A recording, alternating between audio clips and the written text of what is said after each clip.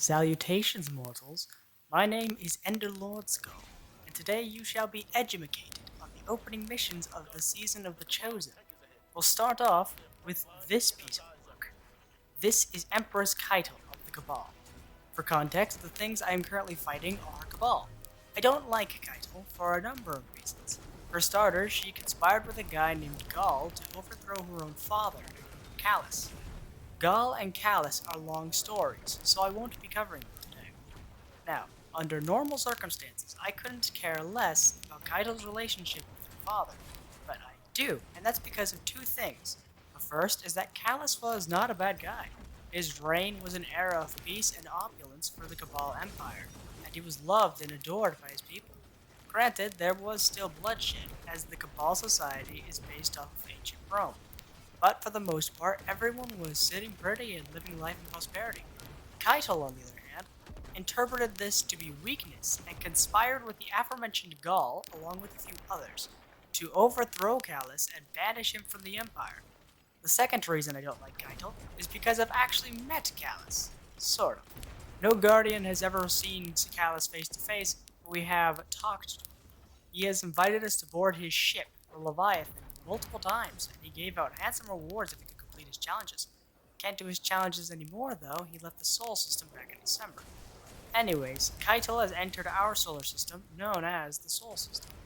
She came here seeking to form an alliance with the Guardian ranks and eventually assimilate us into her empire. Fortunately, Commander Zavala and Osiris, who is no longer an outcast, saw through her schemes and refused the treaty. There's a lot of Cabal in the system right now, and several seats on Keitel's War Council that are currently lacking a Cabal butt. That's where we come into play. As the player character, it's our job to use Cabal politics and tradition against them. Tradition states that if someone wields a Bell of Conquest and Hammer of Proving, then they can challenge anyone they want under the right of Proving, and those challenged are not allowed to say no. It is through this that we can use the Cabal's own traditions against them, using the right of proving to challenge and eliminate all who seek a seat on the War Council. But Keitel isn't the only person in Season of the Chosen, so let's go through a quick rundown of the cast of this season. I like Osiris and Crow the most, so we'll start with them. From this point forward, I will be assuming that you've watched my previous video on Osiris and Sagira. If you haven't, shame on you, and there will be a link in the description. So, Osiris is ghostless, which means his light is gone and his next death will be his last.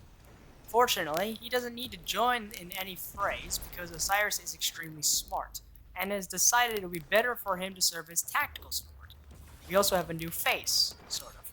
Meet the Crow. He is a new light bearer introduced in Season of the Hunt, but he was also technically introduced in Destiny 1. Let me explain. The Crow was originally a man named Uldren Song, and the Destiny community absolutely despised this man. Why, you may ask? Because of this.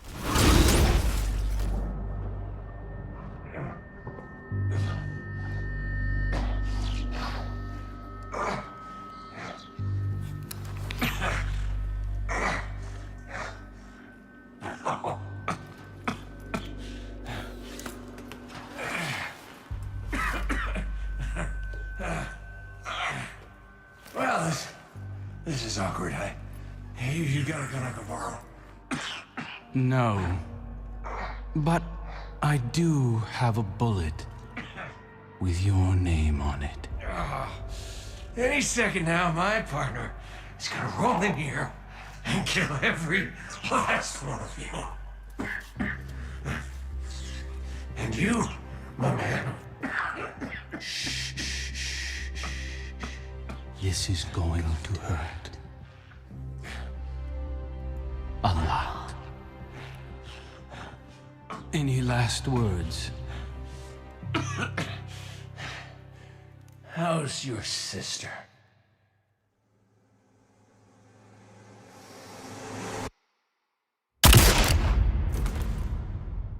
That robot was Cade 6, the Hunter Vanguard.